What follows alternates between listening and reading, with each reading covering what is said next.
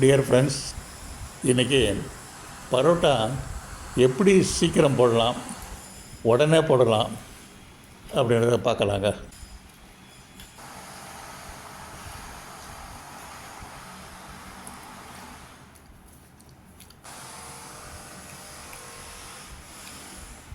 எப்போவும் உடனே பரோட்டா போடணுன்னா இப்படி தாங்க நான் போட்டுக்கிறது. எப்படி செய்யலான்னு பார்க்கலாங்க. ஒரு பவுல்லைங்க 1 கப்பு கோதுமை மாவு எடுத்துக்கலாம். அதில் 1 ஸ்பூனு எண்ணெய் ஊற்றிக்கலாங்க.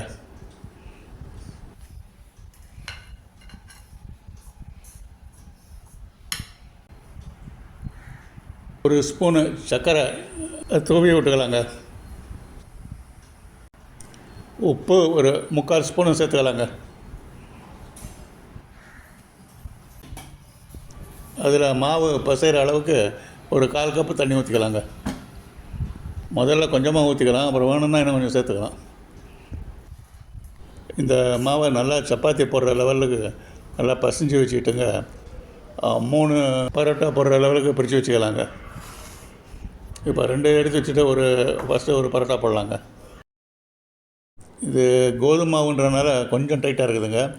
இதே மைதா மாவுன்னா இழுப்பு வரும். எவ்வளோ லெங்க்த்து வேணாலும் போட்டுக்கலாம், நல்லா ஸ்ப்ரெட் பண்ணி விட்டுக்கலாம். பட் யூஸ்வலாக கோதுமை மாவு தான் யூஸ் பண்ணுறது. இப்போ இதை நல்லா பெரிய சப்பாத்தியாக போட்டுக்கலாங்க.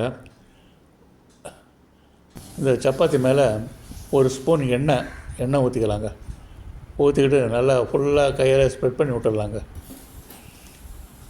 மேலே அப்படியே ஃபுல்லாக ஸ்ப்ரெட் பண்ணி விட்டுடலாம்.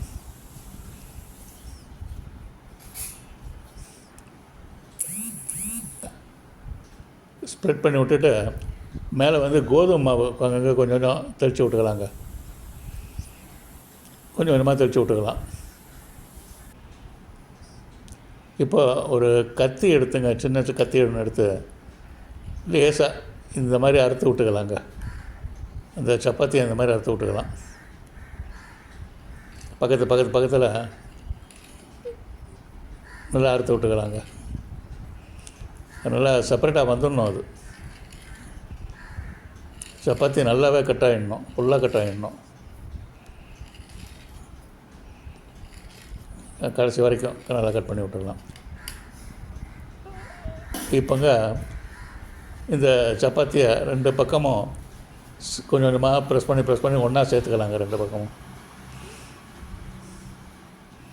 நல்லா ப்ரெஸ் பண்ணி சேர்த்துக்கலாம். சேர்த்துக்கிட்டு இதை வந்து அப்படியே ரவுண்ட் ஷேப்பில் கொண்டாந்துட்டு அதை வந்து நம்ம திருப்பி பரோட்டா போடுற லெவலுக்கு கொண்டாந்துடலாங்க. நல்லா ப்ரெஸ் பண்ணி விட்டுக்கலாம். ஷேப்பெல்லாம் கரெக்டாக பண்ணி விட்டுக்கலாம். கையாலேயே தட்டி விட்டு பண்ணிக்கலாம். ஷேப்பெல்லாம் கரெக்டாக பண்ணிக்கலாம். இப்போ இன்னும் கொஞ்சம் இது மேலே கோதுமை கொஞ்சம் தடவிட்டு இது கொஞ்சம் பரோட்டா லெவலில் போட்டுக்கலாங்க. கையாலே கொஞ்சம் கொஞ்சமாக தள்ளி விட்டுக்கலாம். கையில் கொஞ்சம் எண்ணெய் தடவிக்கிட்டு அப்படியே கொஞ்சம் கொஞ்சமாக அதை ப்ரெஸ் பண்ணி நம்மளுக்கு வேண்டிய அளவுக்கு சைஸுக்கு பரோட்டா பண்ணிக்கலாம். இல்லை இதாலேயும் அந்த ரோலராலேயும் நம்ம பரோட்டாவாக போட்டுடலாம். நம்மளுக்கு தேவையான சைஸுக்கு வந்துருச்சுங்க. இப்போ இதை எடுத்து அடுப்பில் தோசை தவா போட்டு எண்ணெய் லேசாக கொஞ்சம் தடவி விட்டுட்டு இந்த பரோட்டாவை ஒன்றா போட்டு எடுத்துடலாங்க.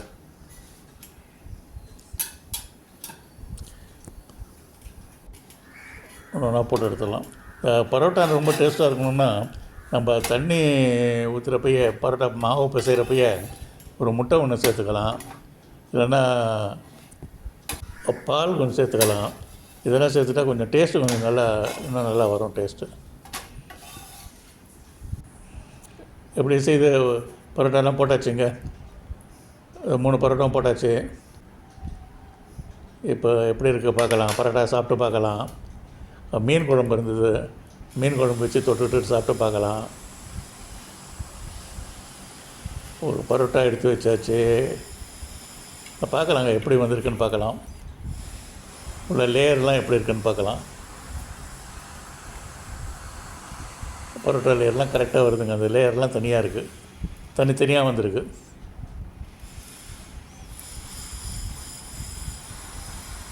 உடனே செய்த பரோட்டா தான் இது.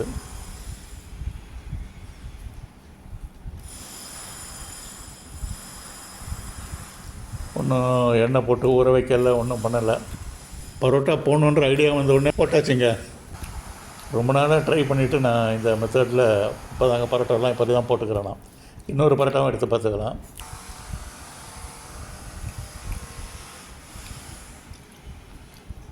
அதுவும் லேயராக வருது. அதுவும் சாதாரண பரோட்டா எப்படி இருக்கணுமோ அந்த மாதிரி அந்த லெவலுக்கு இருக்குது பரோட்டா. ஆனால் என்ன உடனே செய்துடுறோம் நம்ம. நினச்ச நேரத்தில் உடனே வேணுன்றப்போ பரோட்டா போட்டுக்கலாம். நல்லா இருக்குங்க.